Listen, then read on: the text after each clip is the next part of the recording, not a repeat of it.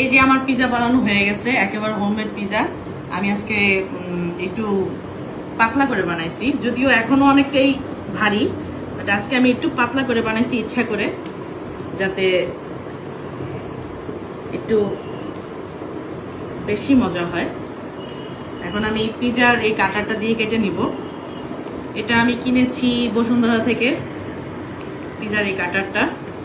আর pizza কাটার ছাড়া pizza কেটে একটুও মজা নেই। যারা ওভেন কিনবেন তারা অবশ্যই পিজা কাটারও কিনবেন। এই যে একেবারে মাছ বরাবর থেকে এটা নিজের সুবিধা মতো কেটে নেওয়া যায়। আপনাদেরকে এক পিস দেখাচ্ছি, দেখেন আজকে কেমন হয়েছে। আর আজকের পিজাটা কিন্তু বিফ পিজা, ঠিক আছে? এই যে দেখো তো আশিক, কেমন হলো পিজাটা? কেমন হয়েছে বলো? জোরে বল। তুমি বলো। অনেক অনেক এটা অনেক কাছে থেকে দেখো, কাছে থেকে আসো, এই যে পিসটা দেখাও।